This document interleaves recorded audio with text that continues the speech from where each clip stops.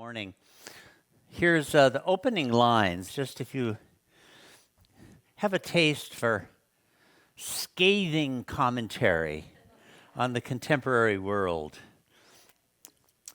That's the book, The Word at World's End. I think Tim and Karen said they have three of them there. But here's how it opens. I sing within a night that's lent to soap and axes to invent new slaughters of the innocent, where patient rats, not tired cement.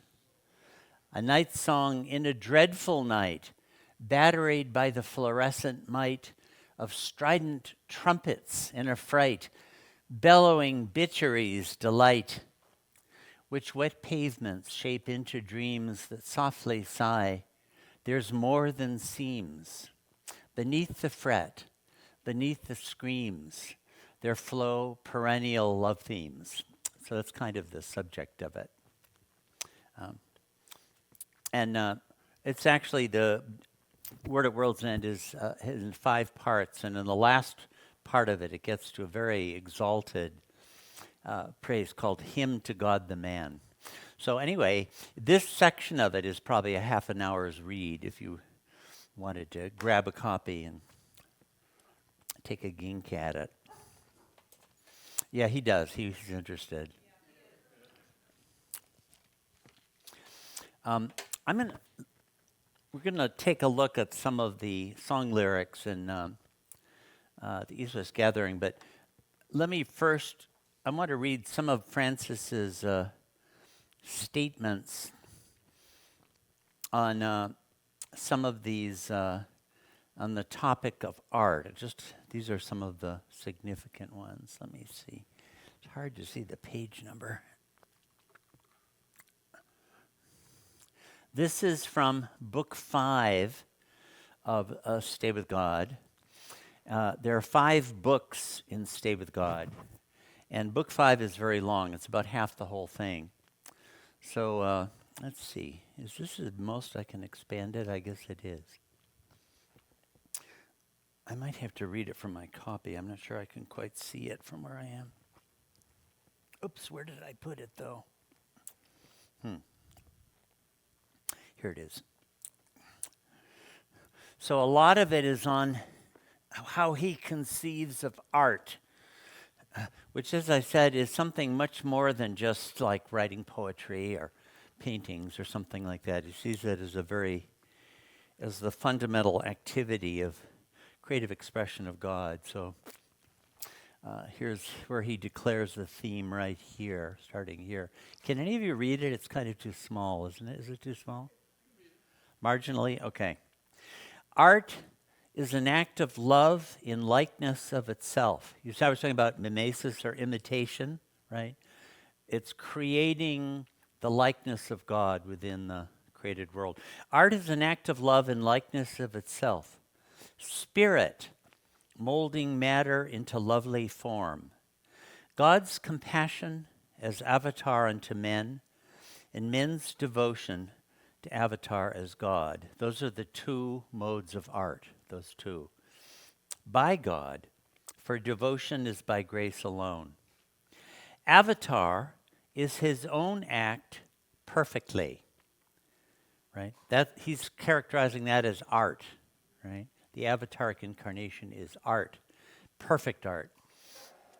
Before his different names, speech retreats in confusion. Before the living one, the one present on earth in one's life, one can only say, "O God, O God," and weep and wait. Wait the round of his time and the poetry of his word to inform us in likeness and paint us in livingness. That's the primary art, right? Devotion is winged sacrifice under the shadow of his wings. You get that idea? It's sacrifice because you're sacrificing yourself under the shadow of Meher Baba's, This is big bird, little bird, right? The shadow of his wings flying to him. An arrow crying in the night for dissolution in love's mark. You get that idea? The arrow of love is flying, and when it meets its mark, it's gone because you're annihilated, merged in God. The dew of morning diamonding his son as a necklace for his throat. His act in us for him. So you see those two forms of art. The primary art is his manifesting as himself, and the second is his acting in us to show his likeness through the works that we do for him. That's one of the many, many statements of this theme. Let me read another one here. Let's see. I find these to be very, very beautifully expressed. Okay. By the way, in Stay With God, this section, he's really given huge attention to the formal characteristics of each part. And Book 5 has 4 parts, and each part has 40 stanzas. The number 40 turns out to be important. And each stanza has 14 lines, right? That's the length of one of his ghazals. That's the length of a sonnet also. Francis wrote many sonnets. See, I guess I've expanded that. So I'll read this and one more for now. Yeah. Art is an act of love, the shock whereby the soul awakens to awareness of itself and understands that the world is the shadow of the real, that everything is passing except his face, and that all experience has but one purpose and end, to cause one to renounce the world as an empty dream. Art is an act of love. The cry of the devotee as a sword in his heart, cutting an accommodation in which the sun of majesty and loveliness may rise. You get that idea? The sword of love is carving your heart up, cutting your heart to pieces so that the sun of love can rise there. Thus it's painful, right? The furnace of tears and the smokeless fire of secret sighs. Why would it be a smokeless fire? Because you're burning up, but you give no expression to it that others can see. The smokeless fire is a symbol of that. And the blood turning to milk, and death in eternal existence. Art is the loveliness of God embodied in a man, God as that man in his lovely acts to men. That's the highest art.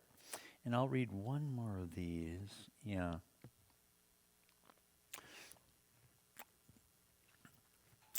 Let's see.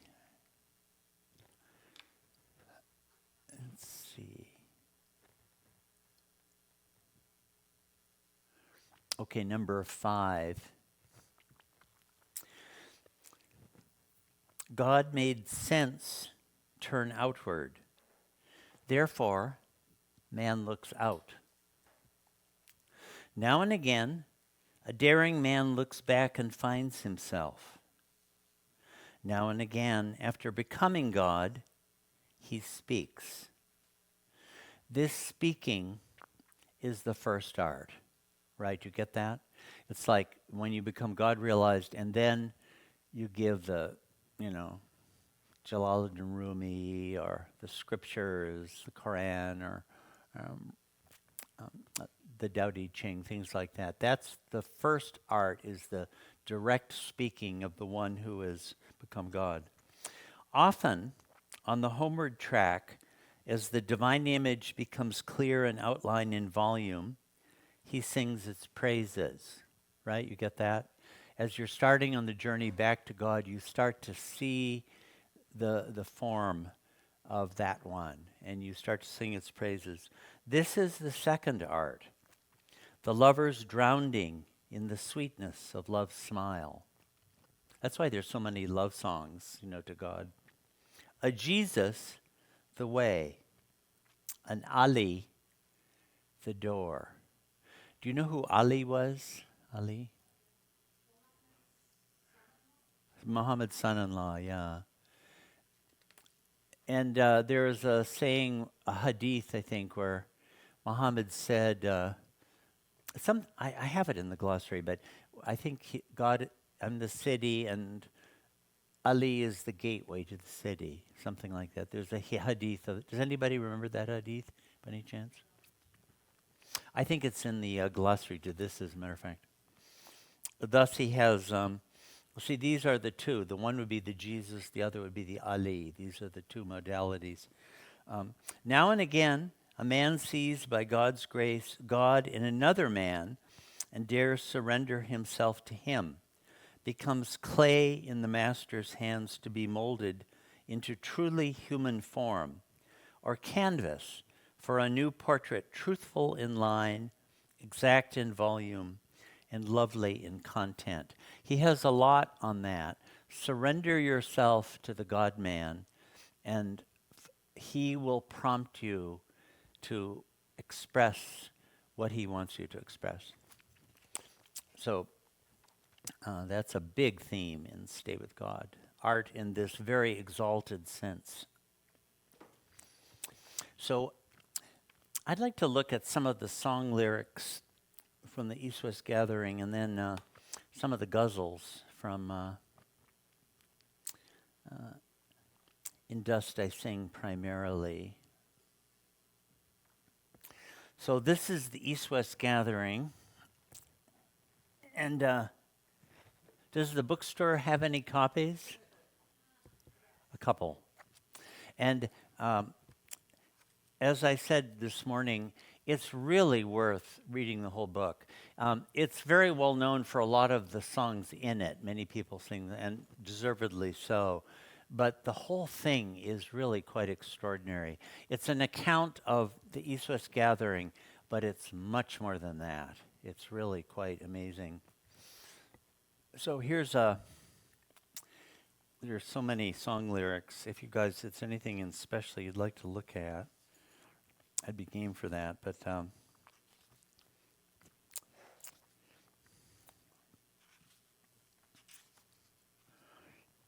yeah, here's a kind of a strange one. Let's see. Yeah.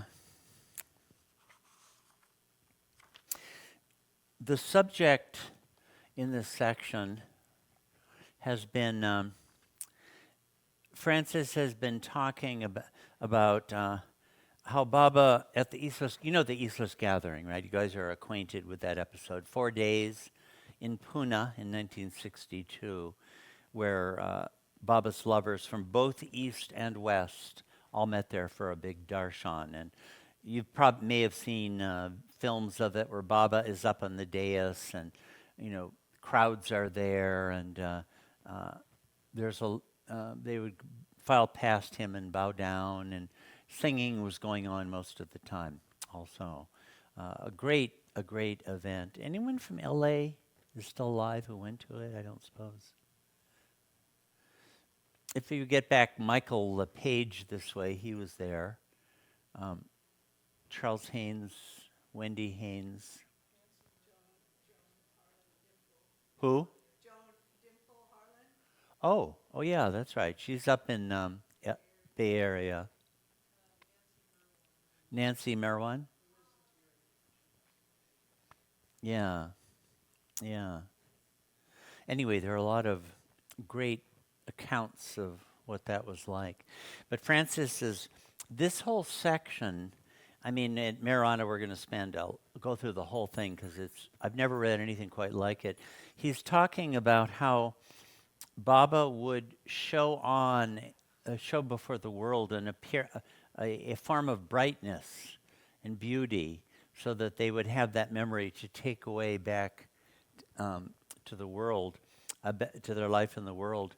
But at that time he was suffering tremendously. and that was seen by those who are around him. I've never read anything that quite equals this as a discussion of that topic.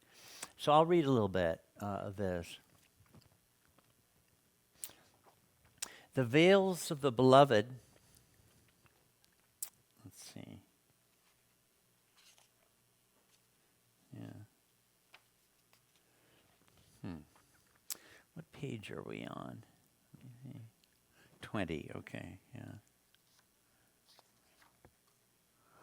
The veils of the beloved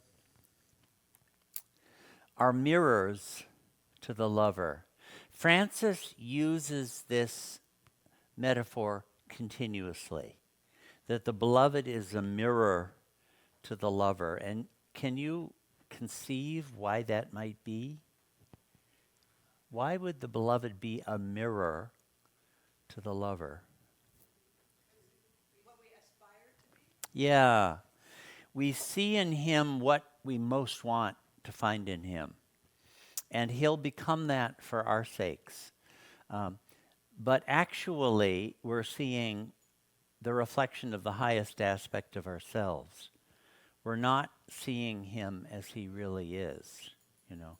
So who he really is, and thus there's form after form after form of the beloved as we grow up more and more and see him more and more deeply, until finally the veil is withdrawn altogether. So that theme is throughout his poetry. You look in the mirror and you see the higher aspect of yourself. The veils of the beloved are mirrors to the lover. What is seen in a mirror is not reality, but a reflection of one's own desire, right?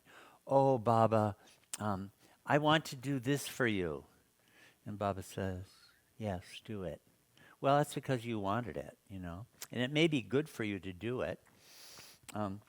But since the lover is drunk, he takes the reflection of his desire as the reality of the beloved. Baba told me to do this, but actually, I went to him and pestered him until he said yes. That happens all the time. The beauty of the beloved is according to the lover's desire, right? You see the beauty according to what you want to see there. The light of the beloved's beauty searches through the lover's heart, illuminating the shapes that his eye has painted upon his walls. Do you get that?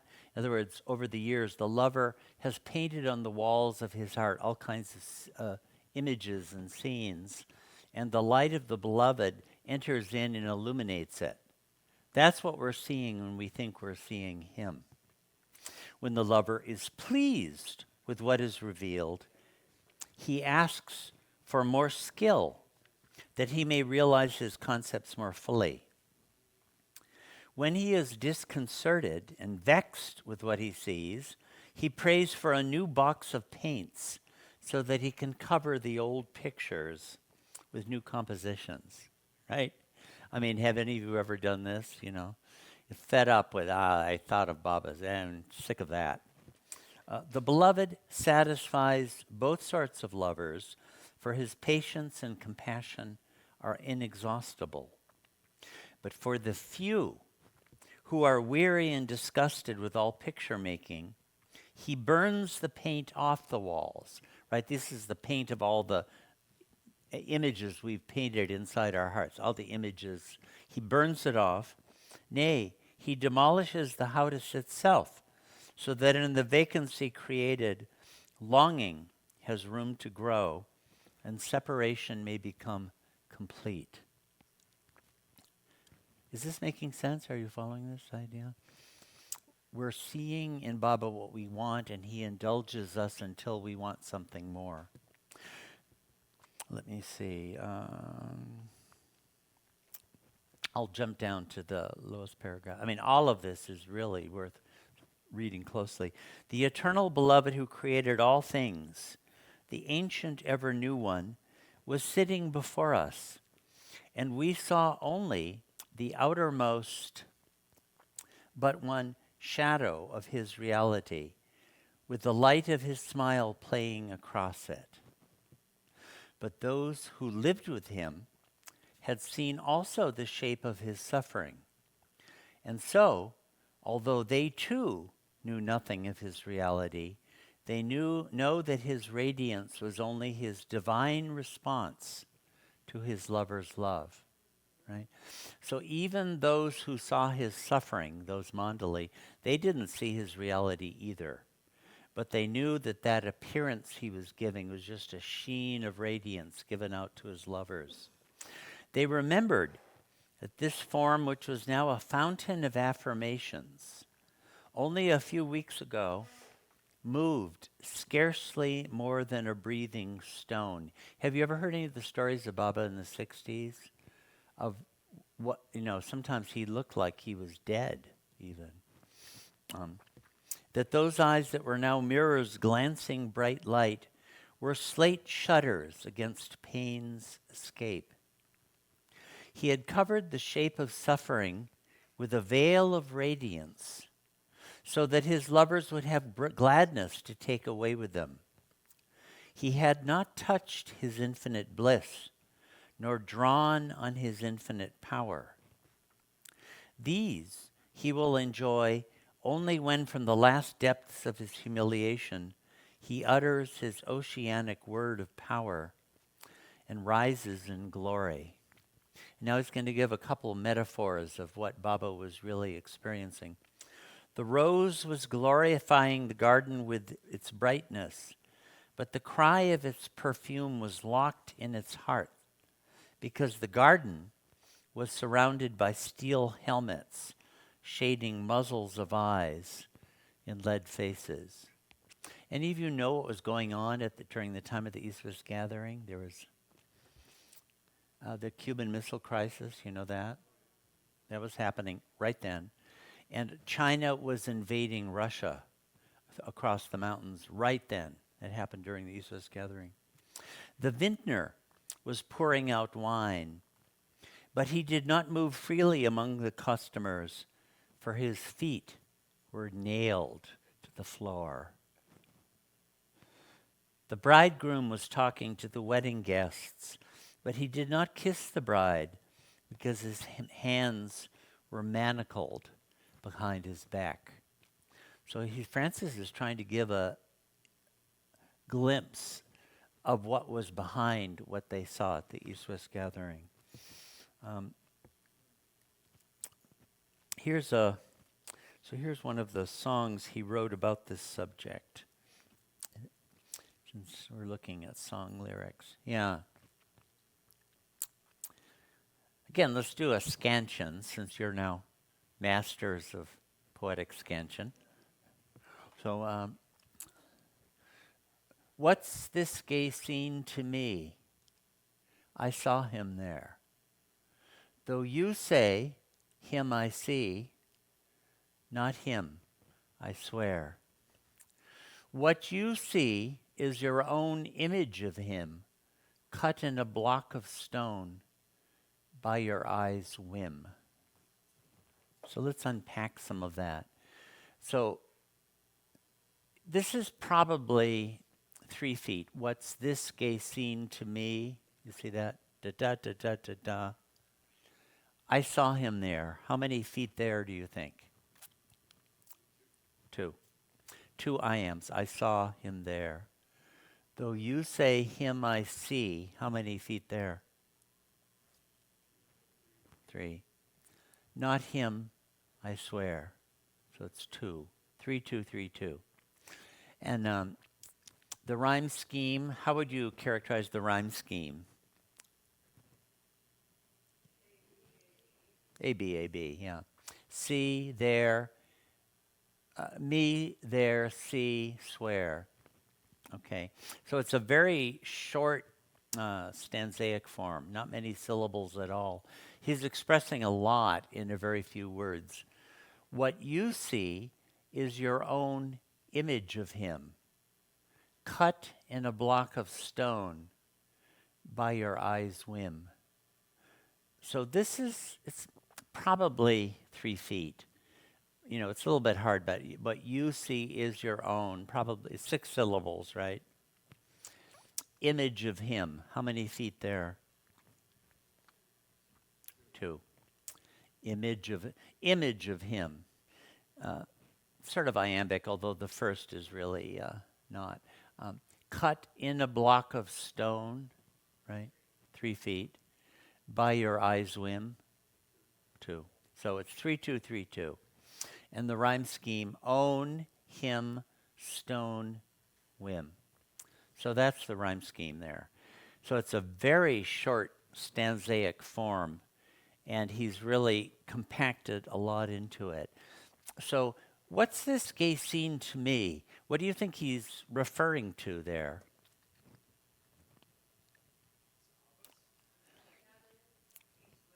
The Eastwest Gathering, it's a gay scene.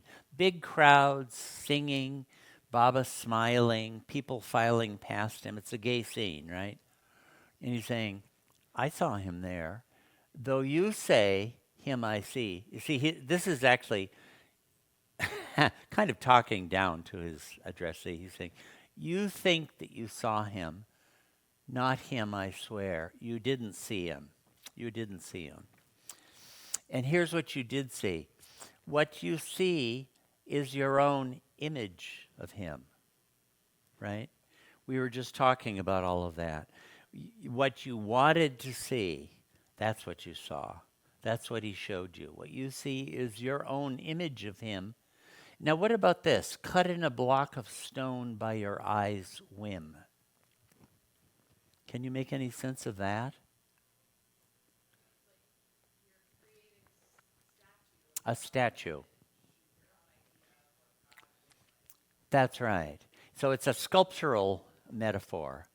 And it's sort of like he's in a physical body. Well, you created that sculpture. What is by your eyes' whim? What you wanted.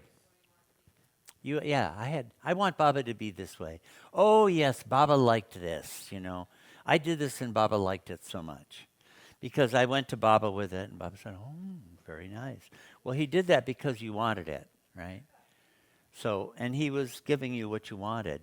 Most of Baba's interactions with most people were like that, although he would stick in certain things also to help it. But you get the idea, but cut in a block of stone by your eyes' whim. So this is a metaphor. You know what a metaphor is? Where you're implying a likeness between one thing and another. So he's implying a metaphor between your sculpture of Baba and Baba. And you created the sculpture. You got laser eyes. Your eyes' whim created that sculpture, right? So there's really a lot in just these few words. So he's going to repeat this. What's this love, warm as rain, on all being shed? What do you think this is talking about? A love warm as rain on all being shed? Huh? Tears, yeah. The bathing that they all experience in his presence. It was like a warm, they did get all rained on, by the way, on the very first day. So there is an allusion to that. But be bathed in their tears and bathed in their love and bathed in the sweetness of the experience, of that darshan thing. So what's this love? Warm as rain and all being shed. Under a hill of pain, he's buried. He's buried under a hill of pain. There was a song right before this, by the way, where he developed that figure of being buried under a hill of pain. So you can't see him because he's under a hill of pain. He's sitting there and he's smiling. Beneath that, Baba's going through terrible, terrible suffering. What you see is your own begotten smile, cut as a flower of stone that blooms a while, right? What does it mean, your own begotten smile? Wasn't it Baba who was smiling at me?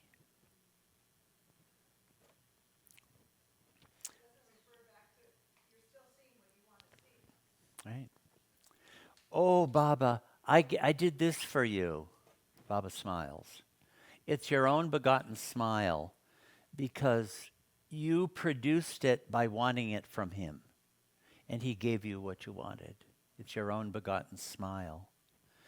And now he's repeating this sculptural metaphor again. Now it's a flower of stone. It's a stone flower, right? A sculpture, and it blooms a while. Why does it bloom a while? It doesn't last, right? I tried to create it as a sculpture. I went home and I said, oh, I said this to Baba, and Baba was very pleased. So it persists like a flower of stone. But it doesn't last forever. It's just an ephemeral thing, like that. And then here's the last one. What's this bright throng to me without his song? Notice song has a capital S, right? There's all this singing going on. In the East West Gathering, Francis constantly talks about Baba's word, which they're waiting for, and that will be his real song. So I think that's what he means. His actual speaking from the word of his reality. Though you say him I see, I say you're wrong. What you see is your own reflecting tear, cut as a precious stone you dare to wear. What is your own reflecting tear?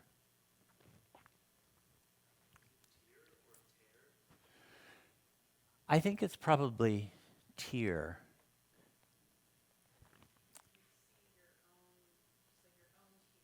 Yes, reflecting that light.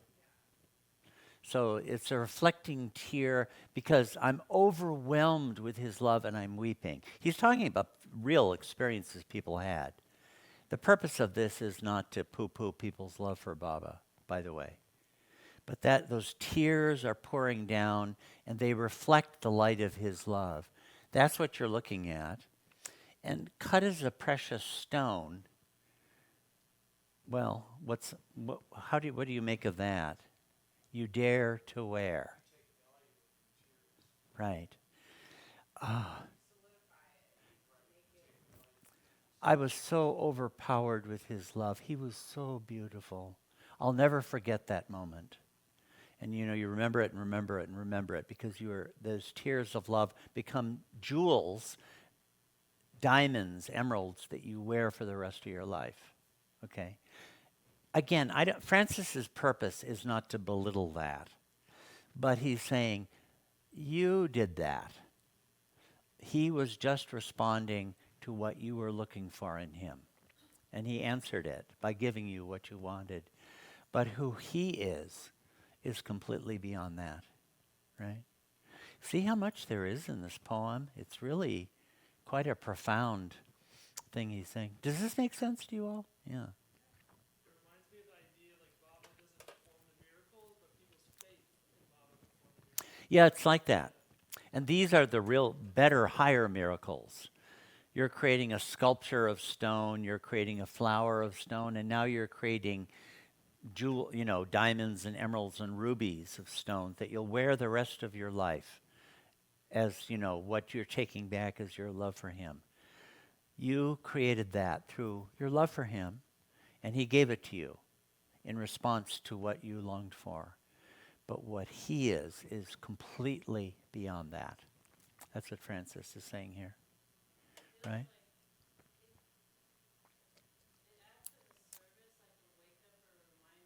Yeah.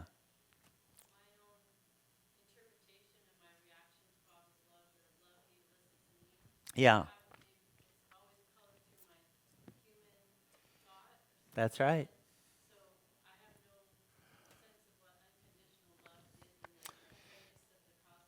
Right.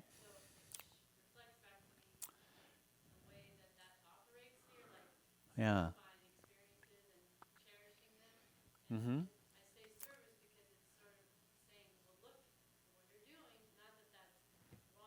Right.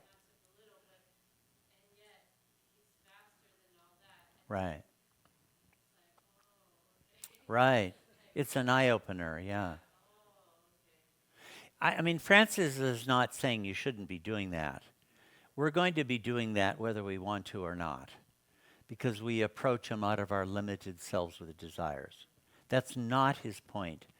But he's saying, he actually is expressing those around him actually wanted to see the real one. They wanted to see the real Baba because they wanted his suffering to end.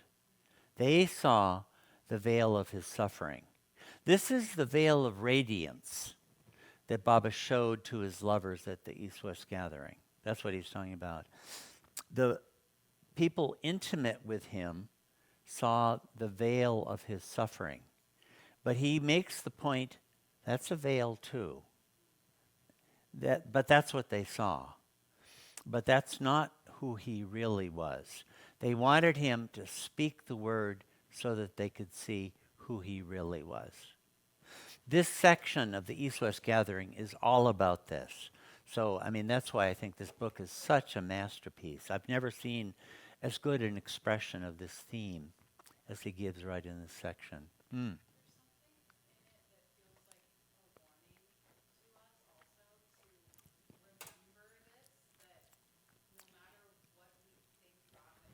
Yeah.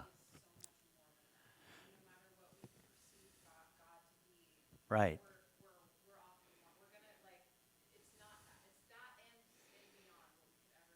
Yeah.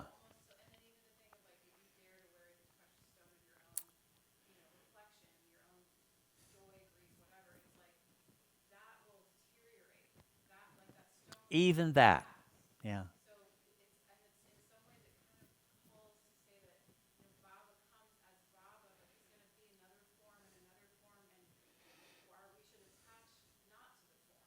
Yeah.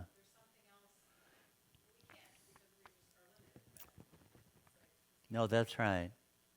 Whatever we take him to be, he's not that in the end. I think using the word stone throughout here really brings that home. Yeah. Like Adrian was saying. Yeah. Because that limits and tries to make it static. Yes. Yeah, that's right. You freeze it. Where, you know, Yeah, that's really a fundamental point here. It's a stone. limiting, Yeah. limiting because of our own reflection, not because he's Yeah. We're trying to freeze him frozen. and he hold him, but actually the very next instant he's changed. But we're frozen in the thing of stone. I never thought about it, but he was a dull stone in the last poem we read. So maybe this is Francis. Yeah, I was kind of, since you were talking about that, it makes me think of this section. Let's see if this would be.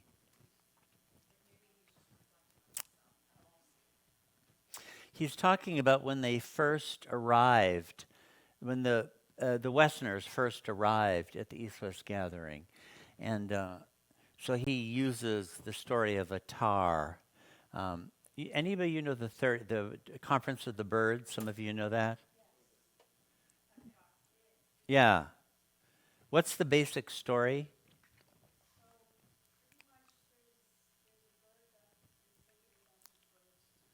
The hoopoe is taking them all. Yeah.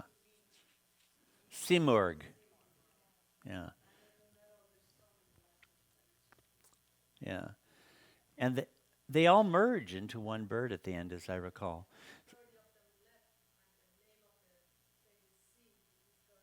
30 birds. Yeah. Yeah. So it's a symbolic account of the journey to God by Attar, who was one of the great Persian poets and masters like that. So he uses this one, talking about all of the people coming to. I'll read through this because it's on the topic we're on. Yes, yes.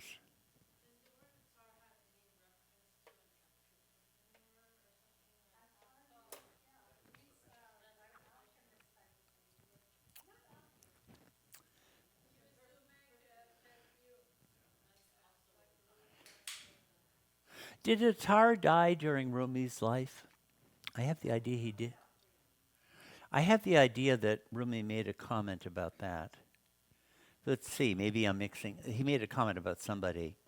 But here's what Francis brings us in as a analogy. It's a kind of a big analogy of all the people, Westerners, particularly the Australians, because that's who he knew, traveling to India and arriving at Baba's place. And he's had all this stuff about, did you hear the news? I have to get a new pair of shoes because Baba said we're all invited to come. You know, this kind of foolishness of everybody getting very excited. It's very funny and enjoyable. In Attar's story, 30 birds sent out for Mount Kaf. To Pune, Kaf. Where is that, by the way? Kaf. Huh.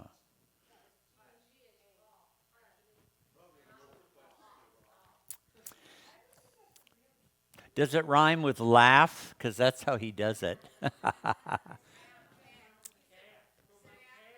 Calf. That's right. You got to do Australian like Adrian is. This isn't Persian. This is Australian. To Pune came 3,000 odd to weep and laugh. You know, he's kind of facetious, but the 30 on arrival were lean and featherless. The 3,000 were worn and wan, but smiling nonetheless. The 30 birds became one bird, right? Simorg, right? For birth's sands had outrun. Francis is saying they were God realized. Rebirth was ended for them. The Muslims would be against Muslim orthodoxy to say that, but Francis is going to say it. For each of the 3,000 odd, a new round had begun because they were just arriving to be with Baba, right? To him who craves for soul's relief, good luck.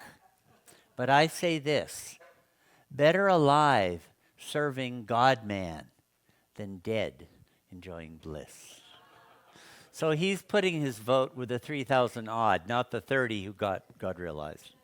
It's kind of, you know, it's kind of being fun, actually. But then he goes into this. So now, where is it? But he does say how they were kind of shocked by what they saw. Okay, but I'll just read it. In the depths of the ocean. So now they've reached Pune, they've seen Baba, and suddenly they're confronted not just with that personal beloved, we were just reading about him, the sheen of brightness and everything, but he's the ocean, right? The appalling depth of the ocean suddenly was part of what they found there too. In the depths of the ocean is a pearl. Will you, bold swimmer, bring it in your hand? Do you know this metaphor Baba gave? Yeah. What's the pearl diver about? Regular, like the human goes to the waves, gets crashing in the waves, and then gets deeper water, and they learn how to swim. And then on the way out, usually a perfect master comes back with the pearl, showing it Right. off. And they're like, oh. And so then as they go further out, then they learn how to dive. Yeah. And then once they learn how to dive, they learn how to go further. Uh-huh. And then once they learn how to get to the pearl, you learn how to let go of the pearl or like retain Bring it out, yeah. And it's a divine theme. Right. So some are so enraptured by the sight of the pearl that they never come back. Those are like majubs, God-realized souls. But some bring the pearl back up to humanity. Those are like the perfect masters. So there's a big metaphor that Baba gave in the everything and the nothing is a beautiful thing in that. So he's using that metaphor here. Will you, bold swimmer, bring it in your hand? It is yours by right of heritage, the pearl of kingship over all the land. Do you remember? Do you understand? Do you have some memory that this is what you were born to do? The soul exulted, with you, ocean, I belong. Now, it's the soul and the heart are going to have a dialogue here. The heart replied, why do you long for death? So the soul is like, wants the impersonal, transcendental, oceanic God. And the heart wants the beloved, right? It's a dialogue between these two. Both are valid, aspirations. The heart replied, why do you long for death, right? If you go diving for that pearl, you're going to die. The soul said, I will set sail. The heart inquired, where is your seaworthy ship? Right? The soul said, I will buy one. The heart asked, what will you use for money? See, the soul is not being very practical here. The soul said, the price of all my other desires. The heart cautioned, have you studied navigation? The soul replied, better to be shipwrecked and drowned in one's own element than remain land-rooted forever. If I drowned in the ocean, that's better than just staying on land, right? The heart said, have your own way, but you go alone. I know where my comfort is. And then there's this song on the ocean, This is the ocean of God. So after giving them a glimpse of the ocean, God-man in his kindness brought them up from the seashore, and they sat down in the shadow of his feet, and he sang his bright love into their hearts. So this is like the heart and the soul, that they are suddenly aware of the oceanic vastness that Baba was, Because, coming from Australia or America, it wouldn't be part of your ordinary awareness at all. I mean, you might read about it in a book, but suddenly you're confronted with it. But the heart, he's saying, wants just the feet of the beloved to bow down there. These are two legitimate, real parts of the human spirit. It's not like one is good and the other is bad. And then this, I'll just read one stanza. I mean, it's really worth spending time with the East West Gathering. The beloved is the one who by his singing created the suns and the earths and this earth for men. The thunder and the storm and the pounding surf are but faint distracted echoes of his song. Yet his voice is so soft, it scarcely disturbs the seeds of his lovers' hearts. The reeds of his lovers' hearts. He lets them sleep along the banks of the river of love until it is morning. The night is his wakefulness, but the morning will be his time of rest. Shall I read? I'll read some more. It's such lovely. It's like a psalm or something. He sent us forth out of Eden, wrapped in the seamless garment of his song. Francis has a lot on this. The shout of the stars when the creation was created, and everyone was sent forth in the bliss of that moment, wrapped in his song. It turned out not to be as easy as it seemed at first. He told us to earn the bread of singing in the sweat of our faces, and to cultivate the wine of melody with our own two hands. You see, he's using singing and melody as human aspiration in any line of work at all. A lifetime of labor would produce one phrase, and many lives would make a complete song. Do you see the metaphor here of writing a song, right? That, a lifetime creates a phrase, and many lifetimes makes a complete song, and labor of melody. So he's using singing and such expression as a metaphor for all human activity of every kind. The shadow of his feet is the field of the sky. So when we look up and see the sky, right, that's the shadow of his feet, which has created the protection of the entire world and universe for us, right? You see the shadow of his feet? He's over us. His feet are over us, and we're protected by his feet. on which he has left the sickle of the moon to remind us of the time of reaping. Why would the sickle of the moon, what would it have to do with reaping? Yeah. It's that shape. It's like the part moon, and it's like a sickle that you cut down your crops with. Nowadays, younger people won't even know what this means because they're just big, huge machines that do it. But Francis was a farmer. He did all this himself.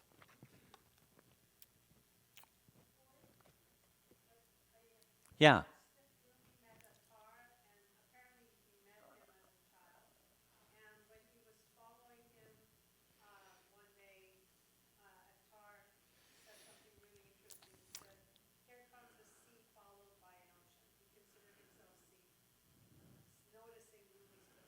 Oh, wow. Wow. So he met a tar, huh? Yeah.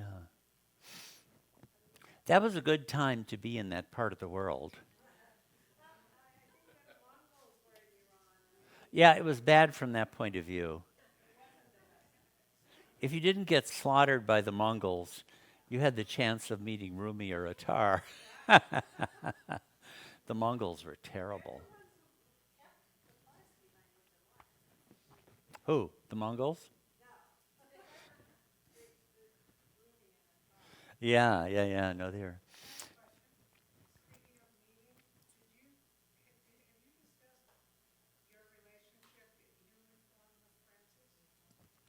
Well, it's very easy to describe it because I never met him even once.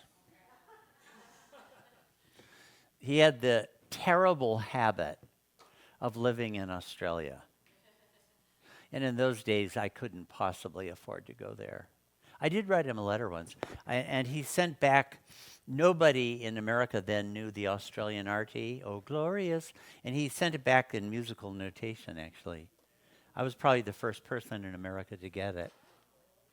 He had a sort of a device where he could write the staff lines, and he wrote it out. The shadow of his feet is cool and pleasant, but so is the shade of the mill house where the wheat is taken for grinding. What do you think that represents? The mill house where the wheat is taken for grinding? You gotta get ground. You produce a harvest, and that's you there that has to get ground into dust. So he's saying, the shadow of his feet is nice and cool, this is the sky, but so is the mill house where you're going to get ground by him. There's that too, right? It's not just all nice. He has warned us that many songs do not make one song, and that the journey of stone is to dust.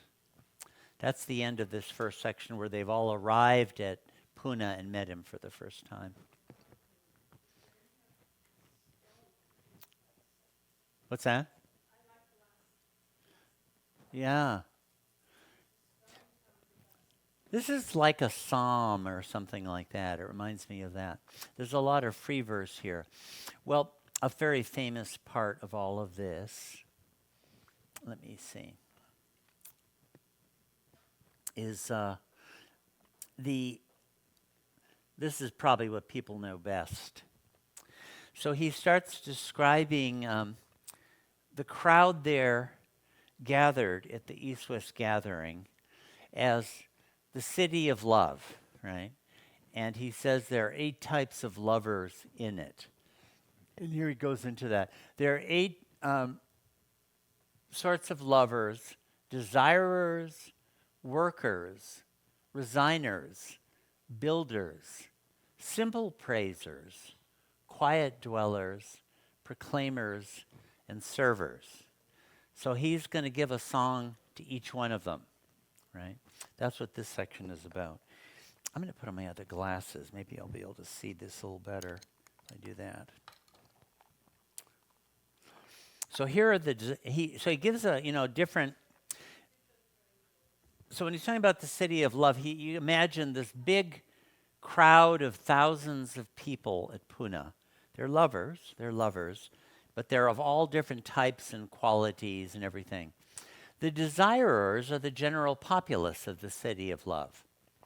They live in the suburbs of peace. They feel safe. They cheer when the king rides through the streets. His beauty is a courser along the veins of their sighs. What are the veins of their sighs? It's like they're longing for him, and his beauty is sort of defines the ideal for them. It's real. They see him as that. But their surrender to his embrace, should he offer it, would be amidst the clamor of alarm bells in their heart. It's like, oh, what? You're asking me to do that? You know? They do no work. And then he gives them a song. But they're lovers, they're real lovers. So, oh man, who are you singing songs at night outside my window, bidding me leave all in shameless flight and you to follow?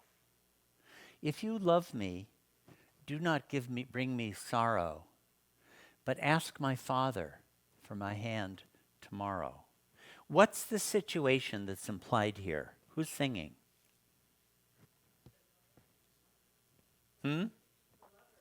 A lover. And where is she? She's up in her bedroom. In her father's house. And what else is happening?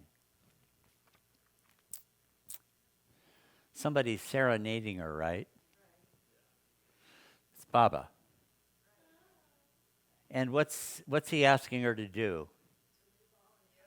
Run away with her, elope. Now, the point is not that Francis is encouraging people to elope, and that's not the point. But eloping is completely violating the norms of, family life, right? Certainly in a world like this.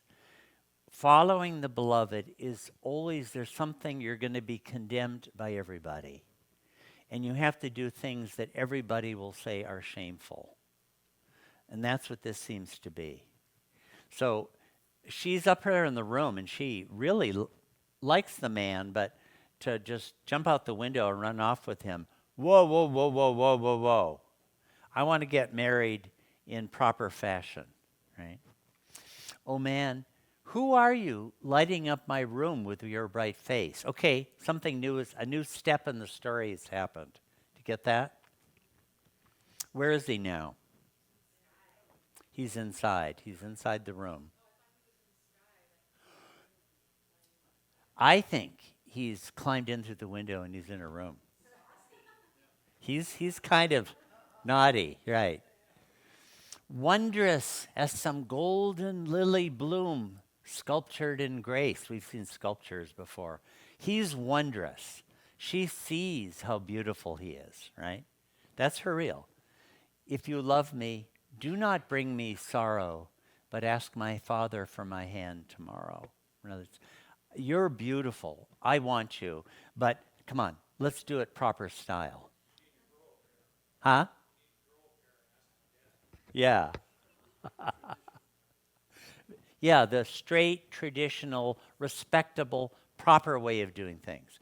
I'm not willing to leave the world of convention. Oh man, who are you having won my kiss? What's happened? What new step, huh? She couldn't resist him. He gave his kiss to her now, and now would leave me. Having given his kiss, he's taking. Have you read the stories about Krishna with the gopis? As a boy, he wooed them all, and they all fell rapturously in love with him. Makes me think of that. And he asked them to do all kinds of improper things as a boy, saying, "The dawn is here. Is this the way to grieve me?" So he's been there all night, and now it's dawn, and he's going, and he's leaving her. Is this how you treat me? If you love me, do not bring me sorrow, but ask my Father for my hand tomorrow. So this is the song that Francis has given to express this kind of beginner's love, you might say. Once again, the point is not to cheer on running off and eloping and stuff. That's not the idea. But you have to break the world of convention. It always will be so. It always will be so. It always takes daring to follow God. It always will, no matter where you are in anything. So this is this kind of lover. Let me see. Let's look at another one of these. Which one should we look at? This is a very beautiful one, actually. There's a version of this, sung version, that I think is the prettiest. The moon was low. Have you heard that? A silver sickle on a field of blue. Any of you heard that?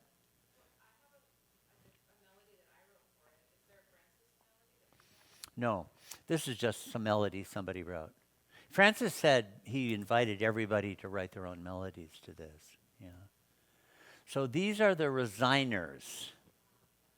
So the resigners desire nothing whatsoever from their king.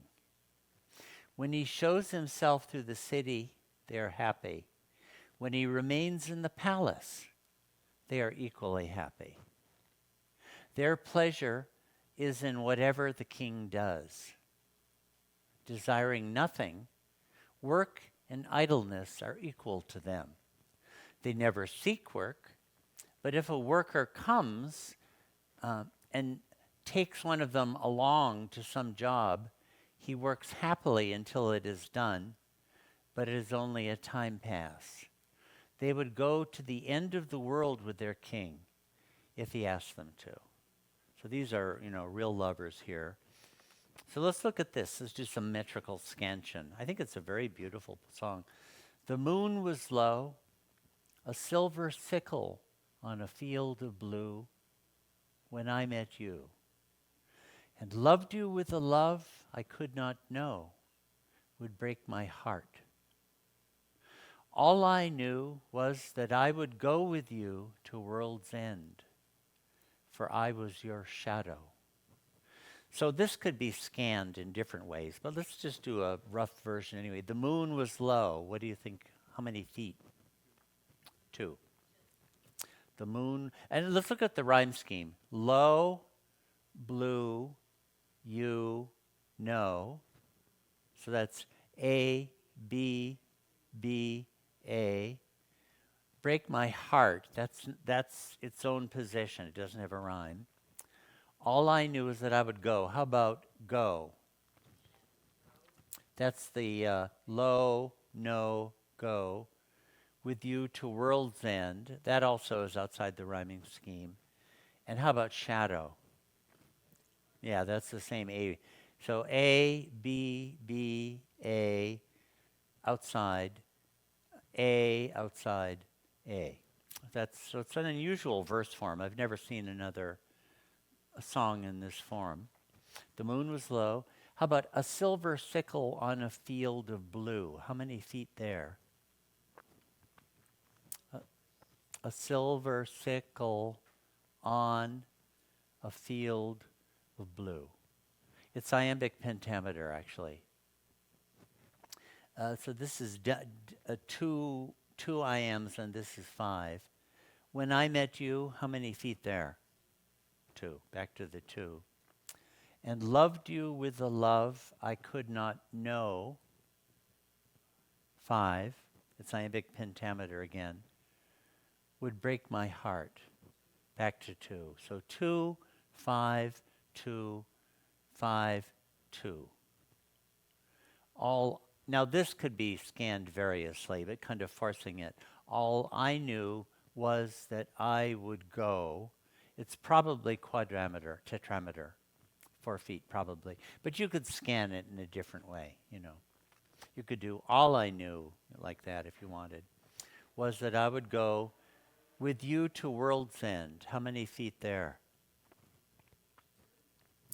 With you to world's end. 3. For I was your shadow. 3 again. For I was your shadow. So it's very unusual form. I've never seen another song in this. I think Francis just invented it. But okay, so it's a very romantic image, right? A low moon, like a sickle. We saw the sickle earlier. And that's when I met you. And loved you with a love I could not know would break my heart. You broke my heart that time. And then all I knew was that I would go to world's end with you. And for I was your shadow. You see the implication of that? In other words, I didn't have any choice. Does a shadow have any choice but to follow the person? No. I was your shadow and I'm going wherever you're going, and there's no choice involved anymore. I'm completely resigned, right? It's a very deeply moving kind of love we're hearing expressed here. The night was clear. So we had a low moon earlier. Your eyes were stars within 2 drops of dew. You get, that's a kind of a simple metaphor, right? 2 dewdrops are there, and there are stars reflecting in the 2 dewdrops, and that's what I saw in you when I met you, and loved you with a love that had no fear, though it broke my heart. You might say that breaking your heart would be something that would cause you to be afraid, wouldn't it? Kind of a scary thing. But it was free from fear even though you broke my heart. All I knew was that I had to bear, journey to world's end, should you so choose to steer. Yeah. Wherever you chose to go, I have to go there too. Meher, my love, Meher, my love. Yeah. What a nice coincidence that we happened to hit upon this song. Yeah. Beautiful, beautiful.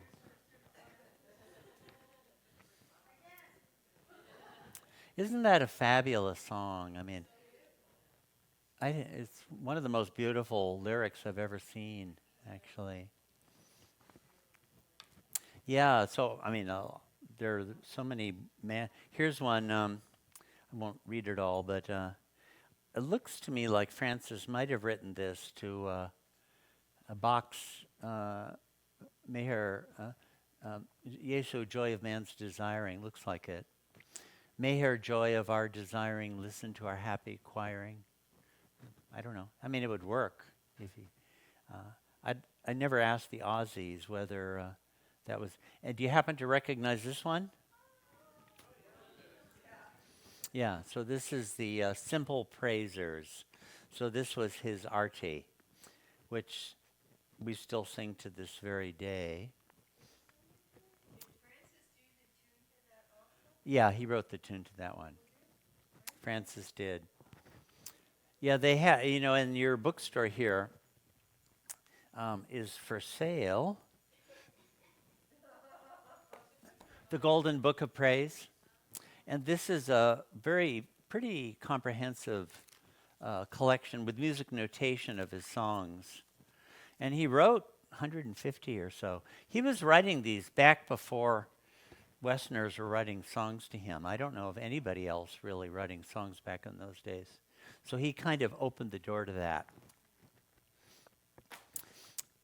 Yeah, they had this wine shop singers. They had that there. Sam Saunders and others wrote many, many songs. I'll do one more of these. Let's see. Yeah, here's, this is kind of his version of the Mandali here. The servers are the men and women of the inner court. Some wait upon the king's person and sleep in rooms near about the great room where the king works and rests. It is said that he never sleeps, but for 2 or 3 hours each night withdraws his mind from the affairs of the kingdom and rests within himself. You know, Baba said that about himself. Some of the servers live in separate apartments in the palace. They seldom see the king, but keep themselves always alert for his summons, and their apartments are ever ready for his visit. Many of them have been with him since childhood. They are the highest among the lovers. They are exalted almost to dust. You're acquainted with the metaphor of dust, right? Dust, Francis often will use the figure that you have to become stone. That is completely silenced in your thinking and feeling, and then he'll grind you into dust by rubbing through his feet, rubbing on you. And when you become dust, you're completely, you'll mold yourself into whatever shape he wants. When he comes out the door, the dust is swept up with him. You know, it's a standard Sufi figure, but Francis adopted it completely.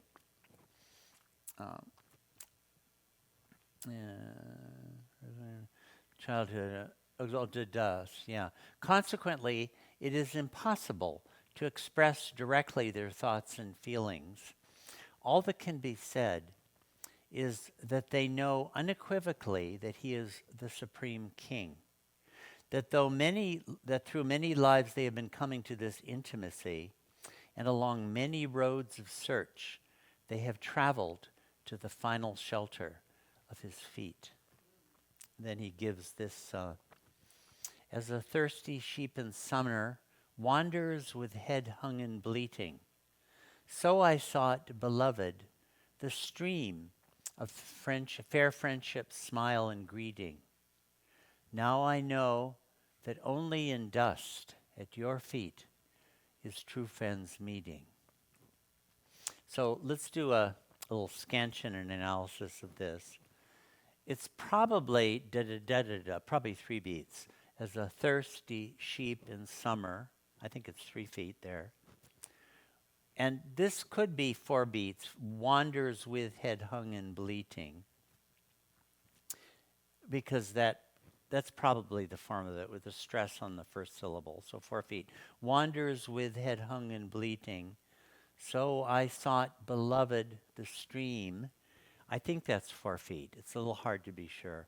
So I sought, beloved, the stream of fair friendship's smile and greeting. That's probably 4 feet. Of fair friendship's smile and greeting. Now I know that only in dust. There are some trimeters there, some 3 syllable feet. At your feet is true friends meeting. So that's probably a 4 foot line. And the rhyme scheme, the odd number lines don't rhyme, but we have A, just 3 rhymes on the same word. And the second line, places, faces, graces. The same pattern is there. So here he's using a metaphor of sheep. You know, Francis would have had experience with all of this. My experience is entirely through reading poems by people like Francis. In India, we do bump into goats. I could talk about goats. And now here in if you go up to Mariana, you could have your encounter with goats if you go to the choice place. But so their heads are hung and bleeding because they want water or something. So I sought the stream. See, they sought the stream. So these sheep are probably thirsty. That's the implication, right? And so I used to seek friendship in the past. But now I know that the only real meeting of friends is in the dust at your feet. I don't seek the stream of friends getting together anymore. I'll know that only at your feet is the real meeting of friends to be found. So he's using animal metaphors here. As a goat upon the mountain seeks sweet herbs in highest places, so I sought, beloved, your form in shy beauty's shadow faces, right? I used to seek your beauty like a goat seeks herbs up in the mountain tops, right? So this is a higher kind of aspiration, not just wanting to get together and chit-chat and gossip and have fun. This is seeking your forms of your beauty. Now I know that only in the shape of your footprints love's grace is. Are you acquainted with metaphors of the footprint of the beloved? This is where his impress has been and has left uh, his form, the memory of his form.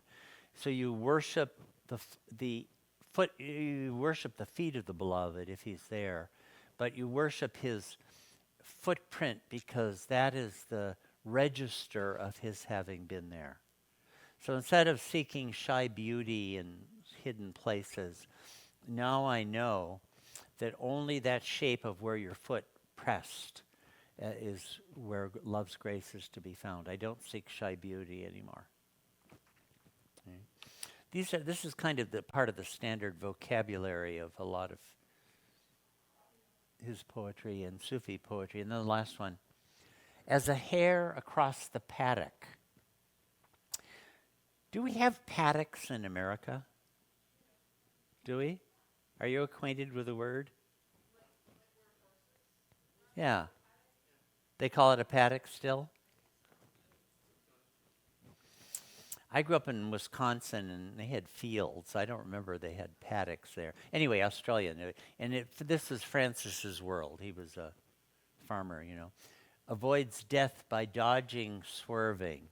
Right, so you see the hare racing across, being chased by something, a dog or a fox or something. So now this time, it's about me seeking to avoid death. So I sought, beloved, safety from time's sickle, shining, curving. What is time's sickle? Yep. Sickles cut down the crop. The Grim Reaper, yeah, that's right. It's shining, curving. So I used to avoid death like the hare does. Now I know that safety only is in your feet's shelter, serving. That's the only safe place, is to serve at your feet. So these are his mandali. So anyway, these are 3 of the 8 songs that he gives to the lovers there. So anyway, the East West Gathering has like about 30 song lyrics. And it has about 6 or 7 or 8 sonnets also, or sonnet derived. We went over sonnets earlier, remember?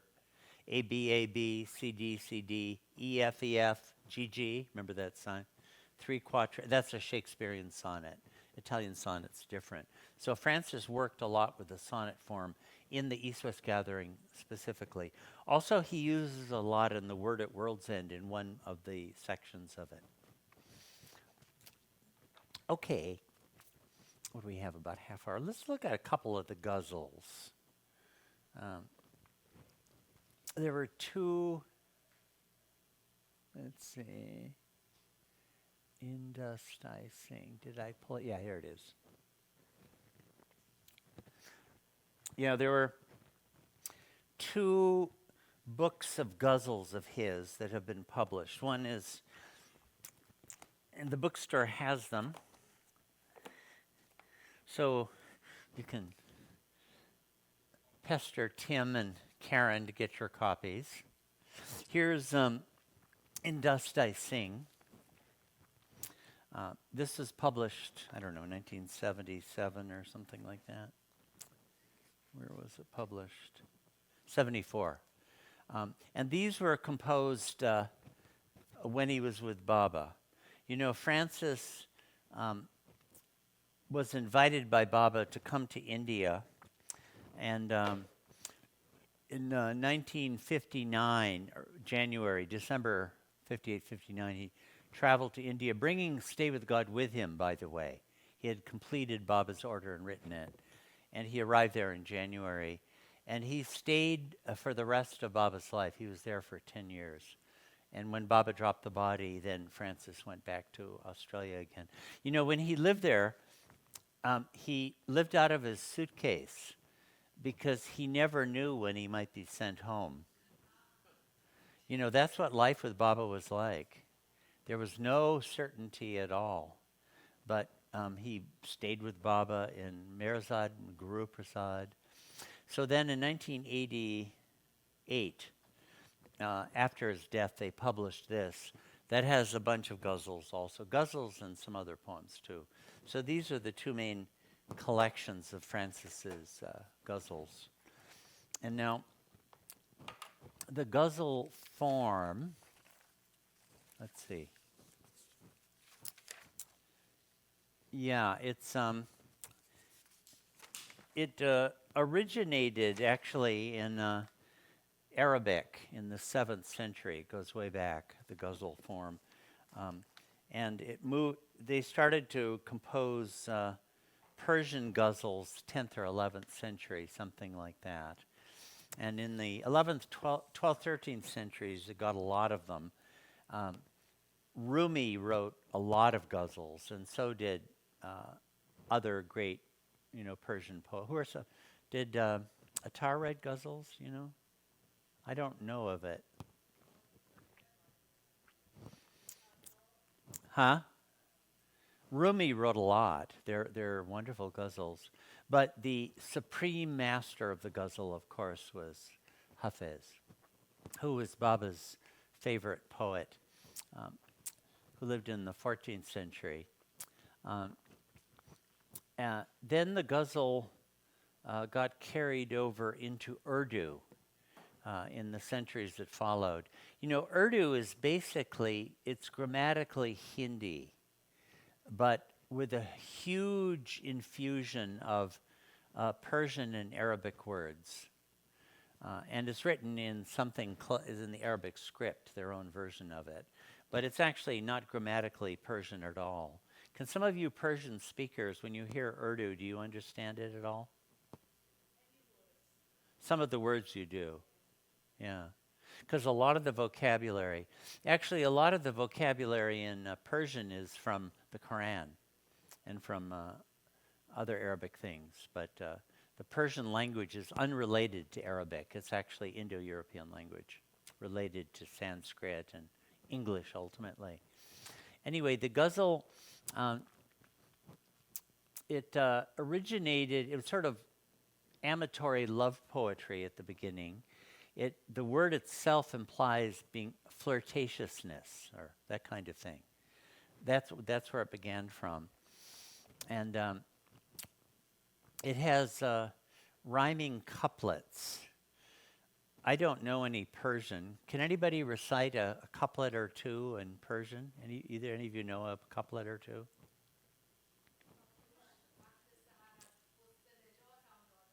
A little louder?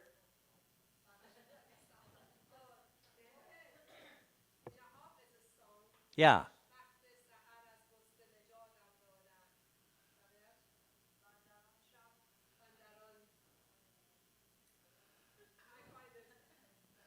Yeah.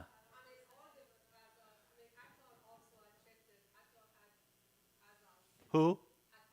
Attar. He wrote ghazals too.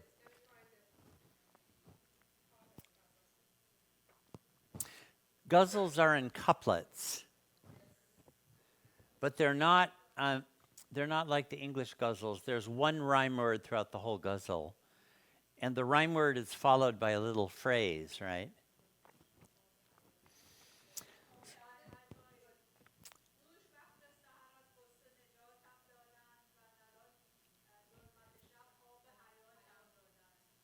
Yeah.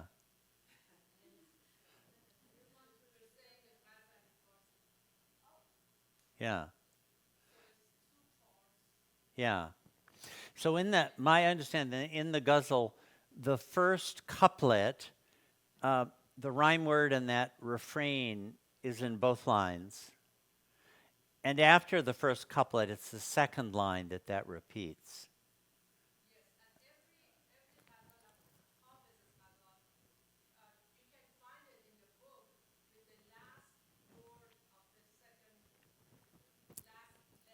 Yeah. Yeah, there's that repeating word or phrase and a rhyme word right before it, right? Yeah, even the letter, yeah.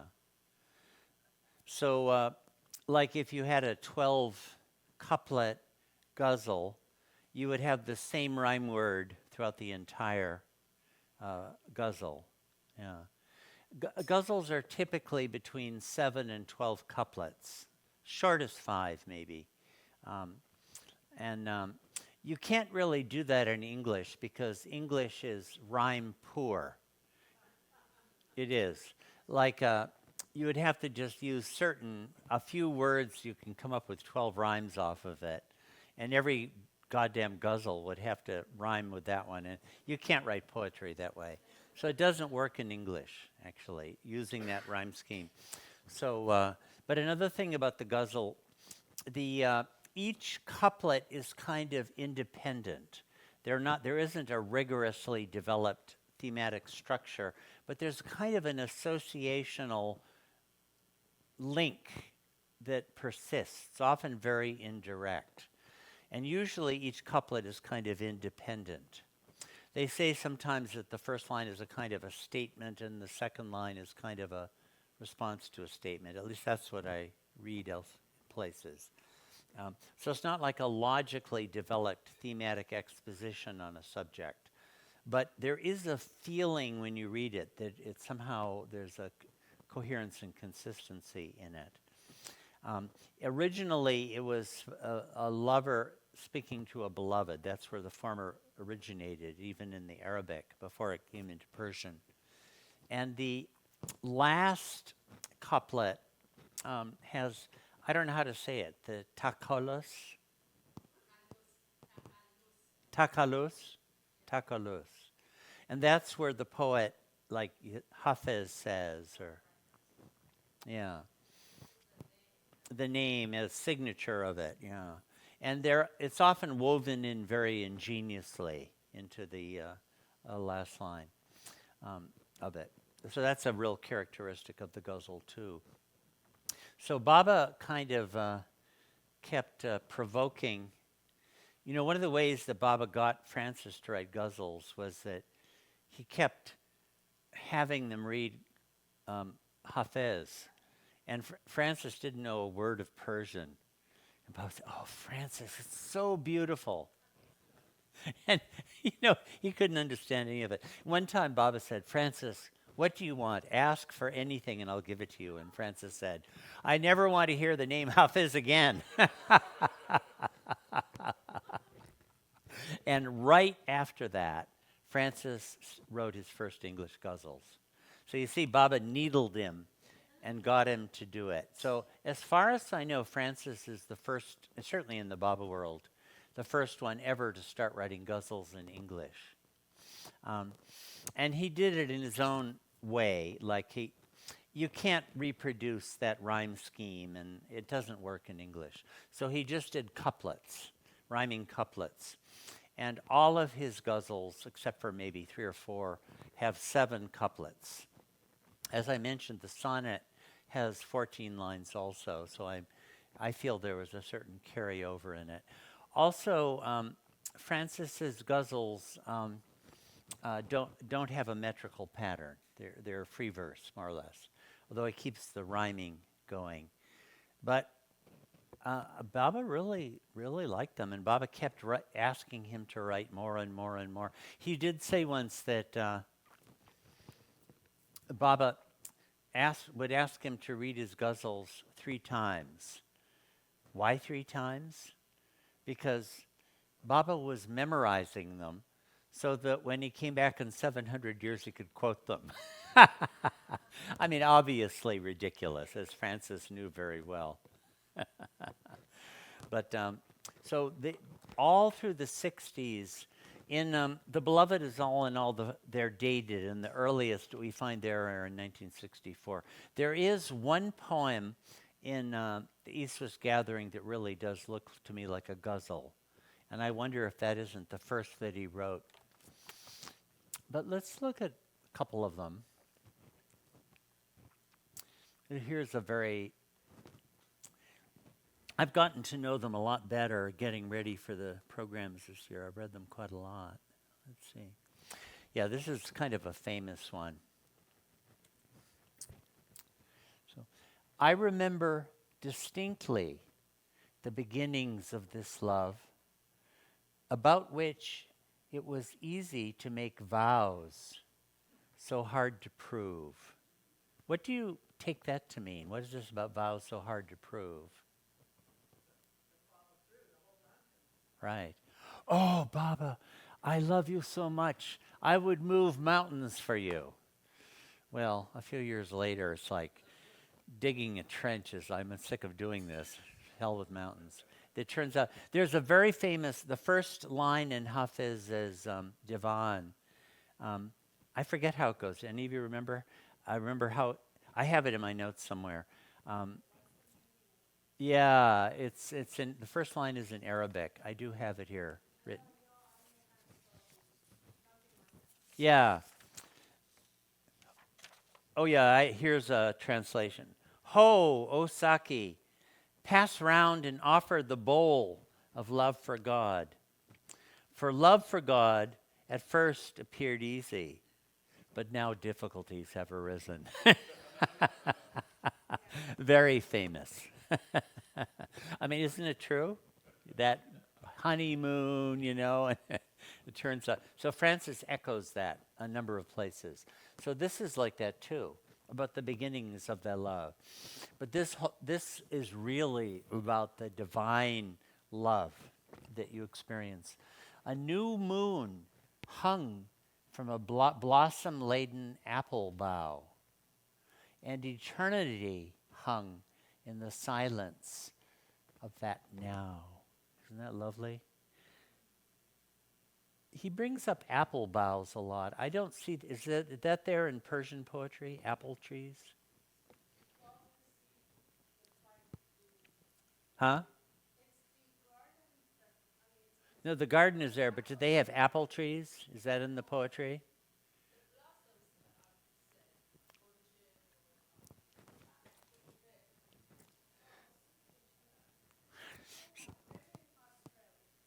Yeah. So he brings in some of the scenery from Australia into some of his poems. So you see, the moon is hanging from a bough, and eternity is hanging from the now. You see? Yeah, it's like a branch, an apple bough. Yeah, a branch of a. Yeah. No, it's a beautiful. So we have a. What is a new moon, by the way? A new moon?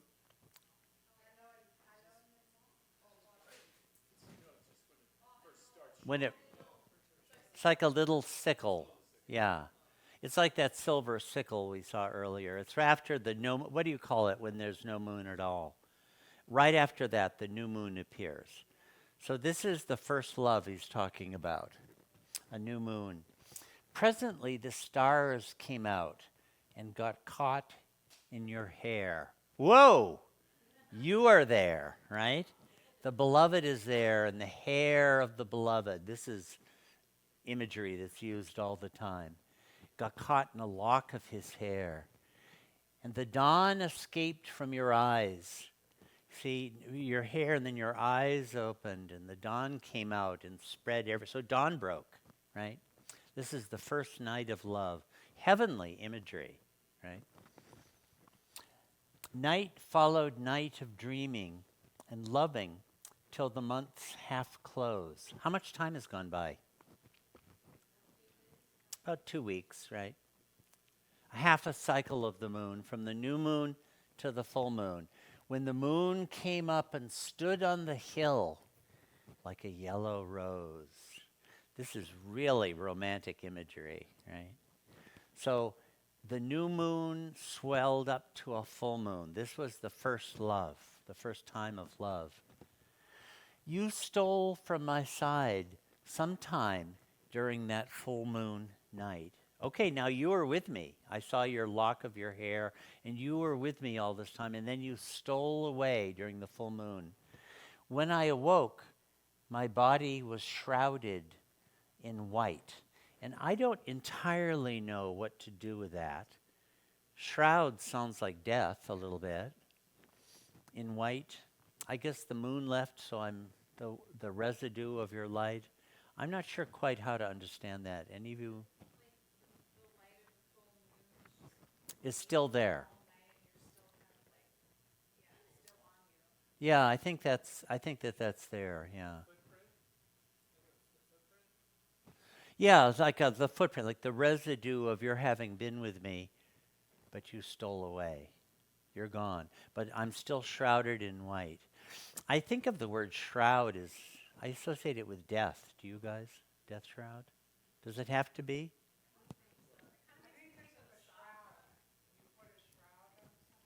Yeah. Yeah. It could be. It could be.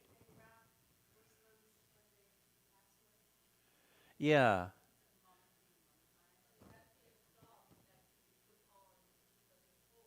Yeah. A shroud. Yeah. It's kind of an, can it be, it can be used in different ways, I guess. So, yeah. It's being covered. So I'm covered in white now.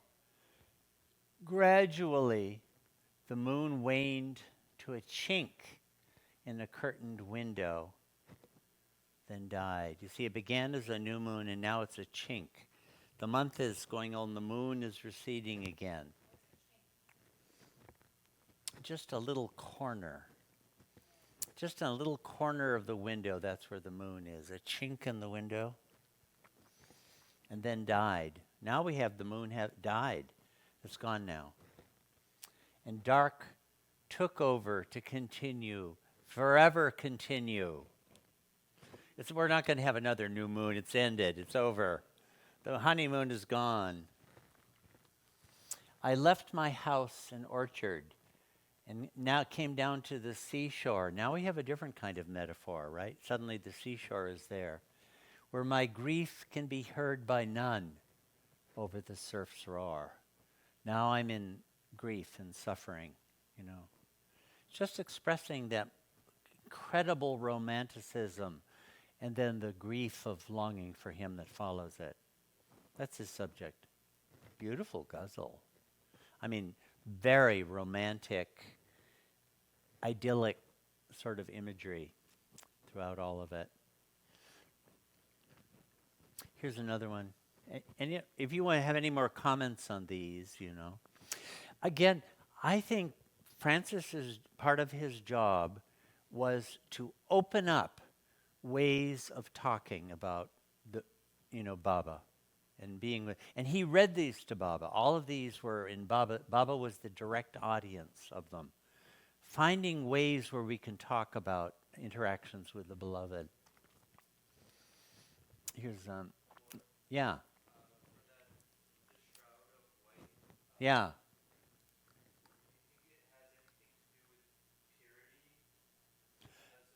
Yeah, it does sound like that, doesn't it? Yeah. Yeah, it sounds like he's been really purified by that experience. Yeah. It came right after the yellow rose. Isn't that a beautiful figure? Yeah. And the moon came up and it stood on the hill, you know. It was just standing there like a yellow rose. Yeah. This is one of the very kind of romantic type ghazals. Let's see, 139.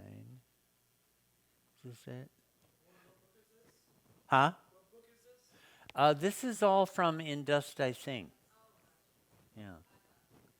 There are 150 ghazals in it. Now, this is a direct echo of that. I'll read it again. This is somebody's translation of the first ghazal. The divan is the collected poems of a poet, right? In especially Persian, and I don't know if I think it's Persian pretty well. And so the very first ghazal starts with this couplet, which is rendered in English. Ho, Saki, pass round and offer the bowl, right? What is the bowl full of, by the way? Wine. Yeah, wine's the stuff. Francis uses that continuously. For love seemed at first easy, but now difficulties have arisen. Does anybody know how the line goes in the Persian? Yeah, read it up. But read it very loudly. It's hard to hear.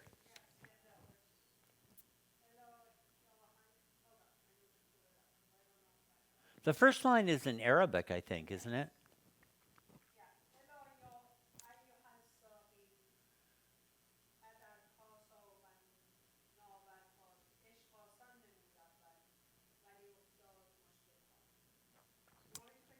Read it again, yeah. And can you translate?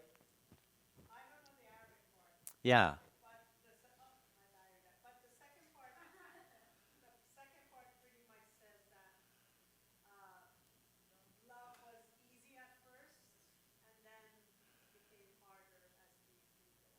Yeah. I would say that sounds pretty true, doesn't it? Yeah.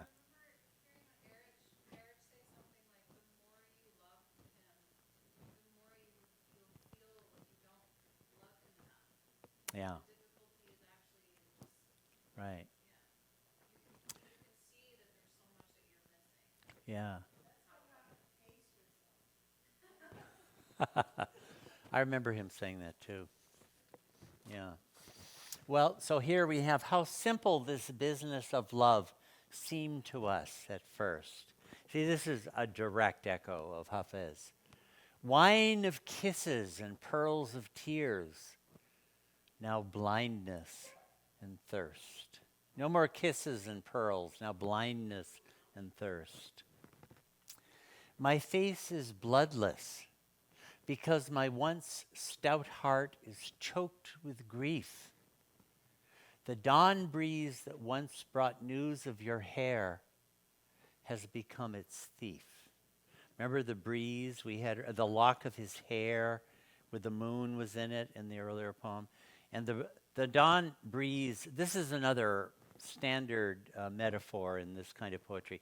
The breeze is bringing news of the beloved, whispering secrets of the messages from the beloved. And I send messages back. So it used to bring news of his hair. Now it's taking the hair away. I don't have it anymore. Do whatever the master tells you, though the law... So this is different now. He's obedience here. Do whatever the master tells you, though the law forbids. God never intended law to be put under love as skids. I don't completely understand that. Any of you get the metaphor there? You know what a skid is, right?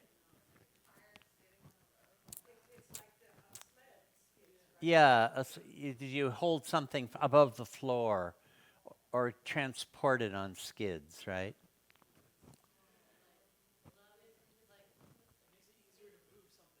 If you're going to move something, you put it on a skid, yeah.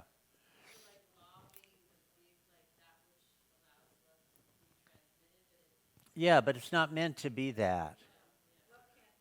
Love, yeah, law can't do that. Yeah. God never intended...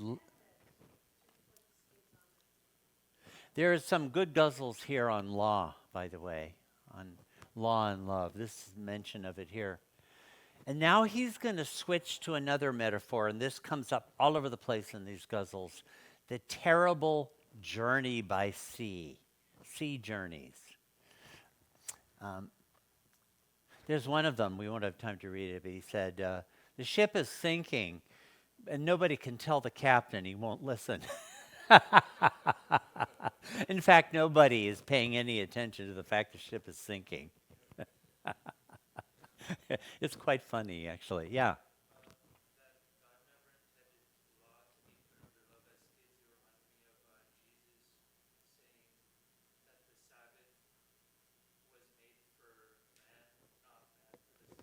Same thought. Yeah. Yeah, it is like that. That fits exactly. On this fearful journey, who is not thinking of home with the bell clanging and the decks awash with foam? He has a couple of things on, all a hobbit wants is a pipe and a nice jug, and he gets dragged by Gandalf off on this terrible journey. He has a guzzle on that, by the way. Yeah. The ship, so we have more sea voyage metaphors. The ship shudders at the waves' thud. Have you been on a boat in a storm? I haven't. I've kind of wanted to. I think after maybe 10 seconds, I'd say, enough. Anyway, the ship shudders at the waves' thud and lurches through the black night. This is the journey to God, right? What can the fireside enjoyers know of our plight? Who are the fireside enjoyers? Right. They sit at home or they sit at the Meher abode and read nice stories. I remember I was with Bal Natu and Merwan Jasawala one time, and Bal quoted a Urdu couplet, and the gist of it was, loving God is like diving into a sea of fire.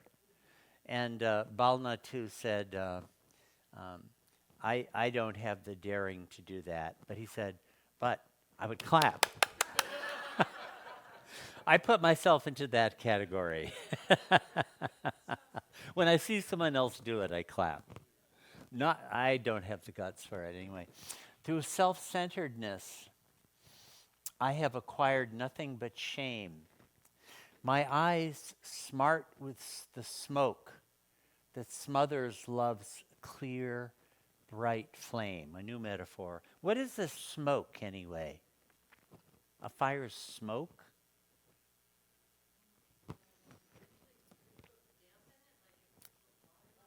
Yeah. But in the spiritual metaphor, what kind of fire ought you to have?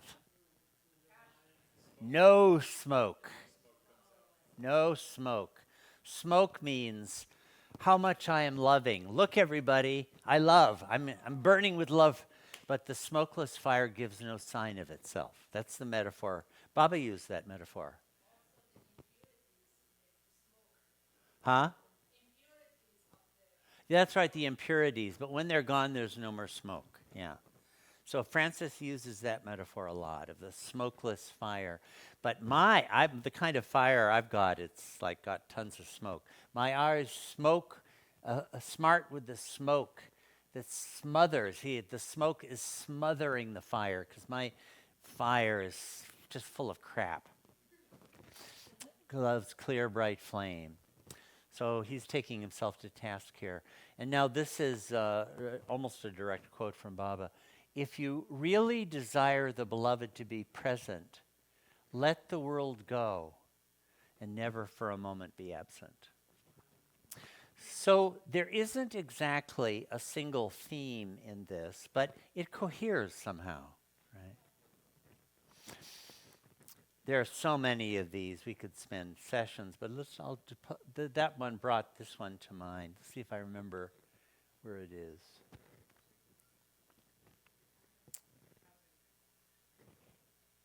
Yeah, here's another ocean one.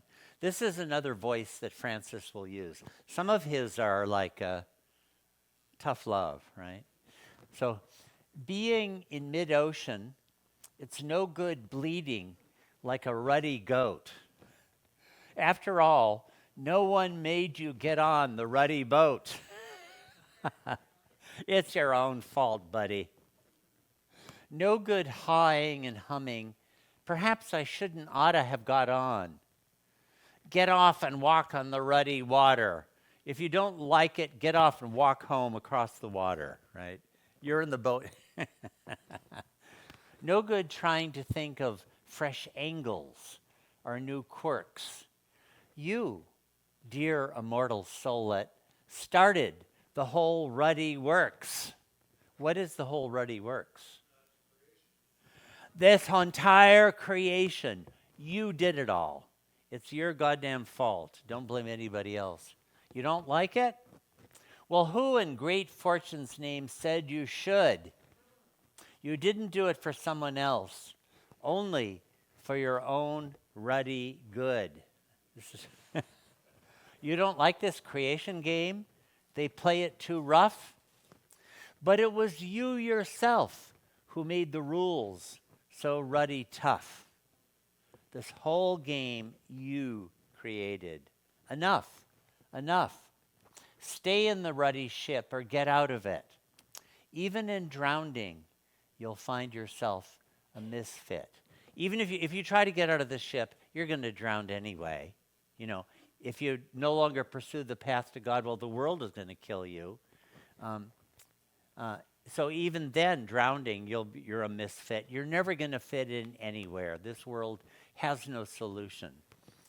But the best solution would be to make friends with the captain. He might make you a ruddy, good soldier if you can, a good sailor, if you can bear and grin. So this is a little bit of Francis. There's a lot of guzzles like this, you know. I'll read one more because it's almost time to close up. But I mean, these are fun, actually. There's some, if we do one more, which would be the best? Here's one.